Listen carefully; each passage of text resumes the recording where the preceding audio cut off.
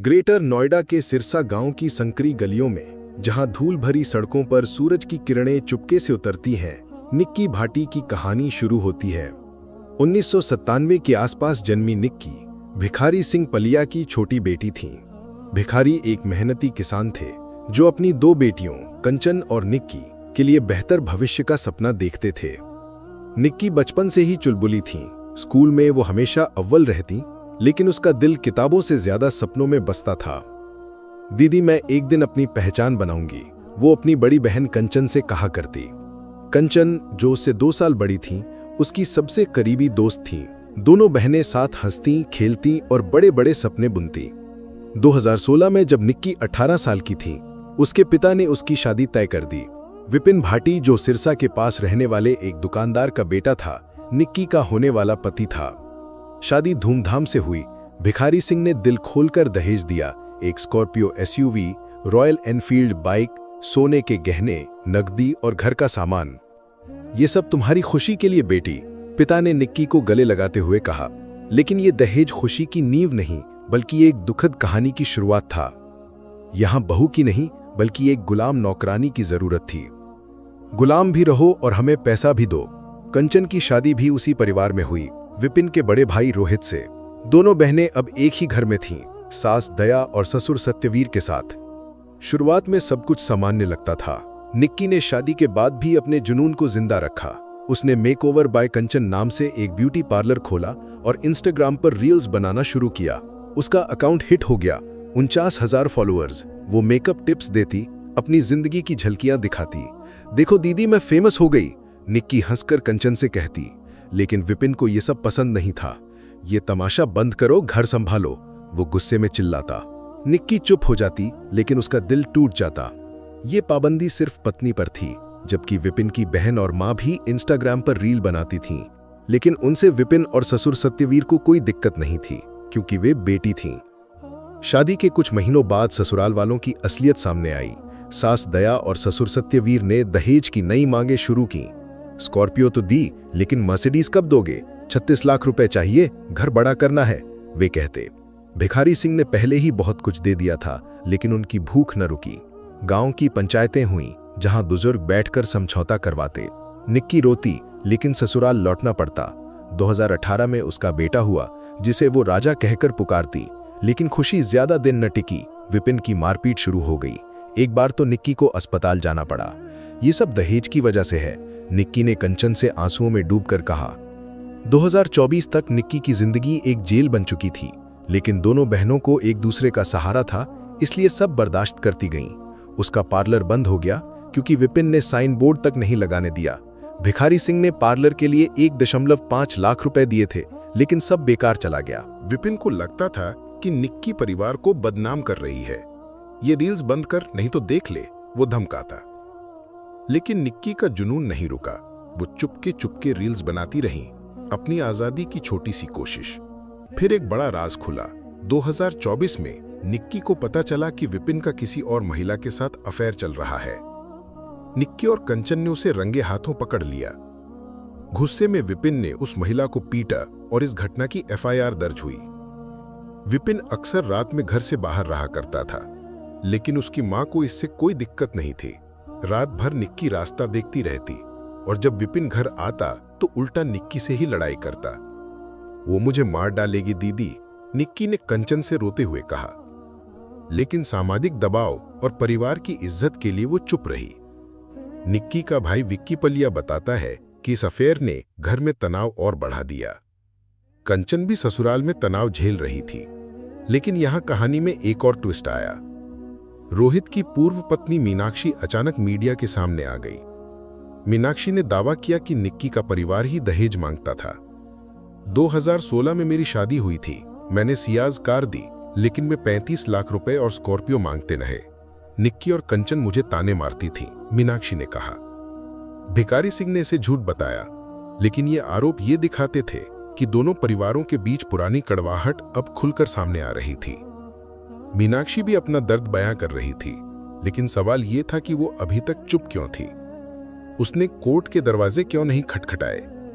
यह अपने आप में एक बड़ा सवाल था। निक्की और कंचन एक दूसरे का सहारा थी। रातों को वे बातें करती। एक दिन हम आजाद होंगी, निक्की कहती। लेकिन दहेज की मांगे बढ़ती गई। ससुराल वाले अब 36 लाख रुपए और मर्सिडीज कार मांग रहे थे। निक्की का बेटा जो अब 6-8 साल का था सब देखता। मम्मी को पापा क्यों मारते हैं, वो मासूम सवाल पूछता।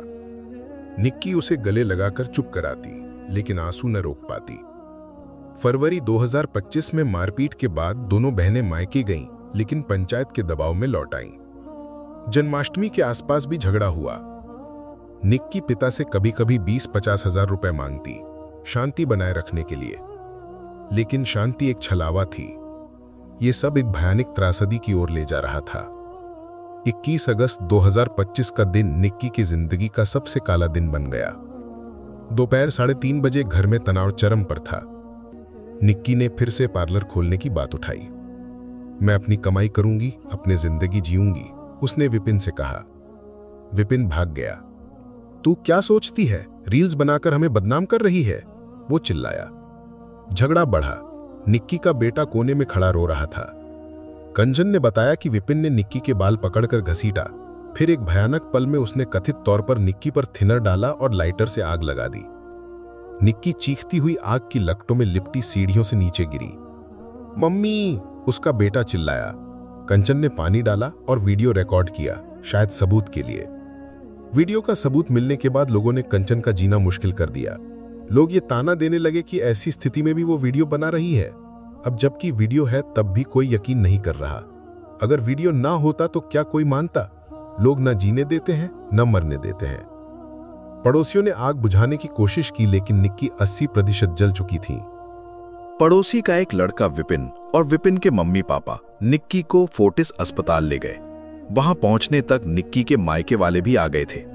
फोर्टिस में बयान दिया गया कि निक्की सिलेंडर के ब्लास्ट से जली है। उसके बाद उसे सफदरजंग अस्पताल के लिए रेफर कर दिया गया। सफदरजंग अस्पताल ले जाते समय निक्की का बीपी बहुत लो हो गया था।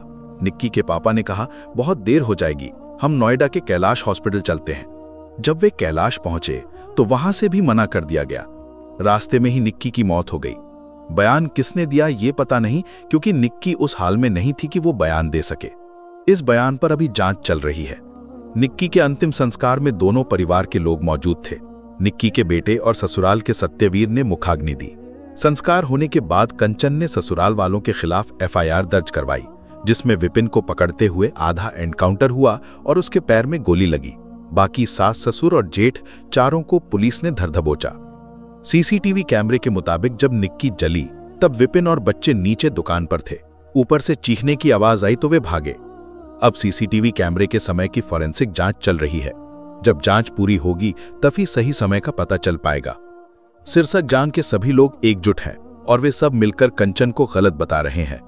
क्या सच सामने आए बिना किसी पर इतना ज्यादा बोलना सही है? पुलिस ने तुरंत कार्रवाई की। कासना थाने में एफआईआर दर्ज हुई। हत्या बीएनएस धारा 103(1), चोट पहुंचाना 115(2) और साजिश 61(2). आरोपी विपिन, रोहित, दया और सत्यवीर। 23 अगस्त को विपिन पकड़ा गया, लेकिन 24 अगस्त को भागने की कोशिश में पुलिस एनकाउंटर में उसके पैर में गोली लगी। मुझे कोई पछतावा नहीं, उसने बेशर्मी से कहा। 9 साल में क्या विपिन को जरा सा भी प्यार नहीं हुआ अपनी पत्नी से, जो उसके मरने की बात पर उसकी आंख में एक आंसू तक नहीं आया? क्या पति पत्नी का रिश्ता इतना कमजोर था इनका? रोहित, दया और सत्यवीर भी गिरफ्तार हुए, सभी 14 दिन की न्यायिक हिरासत में। लेकिन कहानी में कई ट्विस्ट सामने आए। निक्की के परिवार ने ससुराल पर दहेज हत्या का आरोप लगाया। भिखारी सिंह ने कहा, हमने सब कुछ दिया, लेकिन उनकी मांगे न रुकी। लेकिन रोहित की पूर्व पत्नी मीनाक्षी ने उल्टा इल्जाम लगाया, निक्की का परिवार ही दहेज मांगता था। 2016 में मेरी शादी हुई, सियाज दी, लेकिन वे 35 लाख और स्कॉर्पियो मांगते रहे।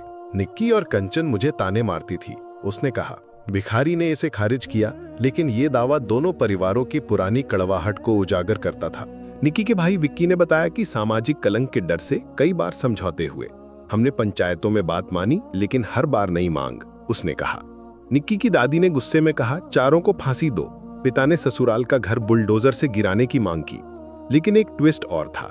अंतिम संस्कार में ससुर सत्यवीर ने चिता जलाई, जो कंचन के सभी भाग गए दावे से मेल नहीं खाता। क्या यह परिवारों की दुश्मनी का नतीजा था या कुछ और? निक्की की कहानी सोशल मीडिया पर आग की तरह फैली। #निक्की मर्डर केस एक्स पर ट्रेंड करने लगा। मारपीट और आग के वीडियो वायरल हुए। कुछ यूजर्स ने लिखा, दहेज की कुरीति ने निक्की को मार डाला। कुछ ने विपिन का बचाव किया, सीसीटीवी और बयान देखो, सुसाइड हो सकता है। जस्टिस फॉर विपिन कैंपेन भी शुरू हुआ। एक यूजर ने लिखा, निक्की की रील्स उकसाने वाली थी, जिसे हजारों लोगों ने पीड़िता को दोष देने की कोशिश माना। 30 अगस्त 2025 को निक्की के परिवार ने नोएडा पुलिस कमिश्नर से मुलाकात की। हमें इंसाफ चाहिए, मां ने रोते हुए कहा। कमिश्नर ने जल्द चार्जशीट दाखिल करने का आश्वासन दिया। पूर्व आईपीएस किरण बेदी ने एक्स पर लिखा, विपिन जैसे अपराधियों को फांसी होनी चाहिए। कसना थाने पर प्रोटेस्ट हुए। एनसीआरबी डेटा की याद दिलाई गई। हर साल 7,000 से ज्यादा दहेज हत्याएं।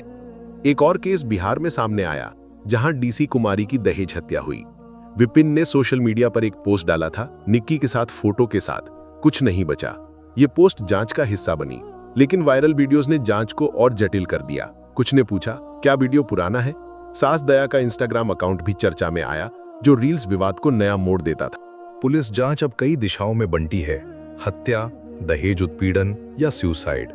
फॉरेंसिक रिपोर्ट और कंचन का दोबारा बयान इस मिस्ट्री को सुलझाने की कुंजी हो सकता है। फास्ट ट्रैक कोर्ट में केस जाएगा, लेकिन विरोधाभासी सबूत, निक्की का बयान, सीसीटीवी वीडियो और फोन डेटा इंसाफ को मुश्किल बना रहे हैं। निक्की की रील्स अब खामोश हैं, उसका मेकओवर बाय कंचन अकाउंट अब सिर्फ यादें बटोर रहा है, लेकिन उसकी कहानी समाज को झकझोर रही है। दहेज, घरेलू हिंसा और सोशल मीडिया की गोपनीयता पर बहस छिड़ गई है। क्या निक्की को इंसाफ मिलेगा? क्या उसका बेटा, जो अपनी मां की चीखें सुन चुका है, कभी इस दर्द से उभर पाएगा? और क्या समाज दहेज जैसी कुरीति को खत्म करने की हिम्मत जुटा पाएगा? ये सवाल अभी अनसुलझे हैं, वक्त ही जवाब देगा। इस कठिन घड़ी में हमारी संवेदनाएं निक्की और उसके परिवार के साथ हैं। हम दिल से उनके दुख में सहभागी हैं और ईश्वर से प्रार्थना करते हैं कि वो उन्हें इस गहरी पीड़ा को सहने की शक्ति और हिम्मत प्रदान करें।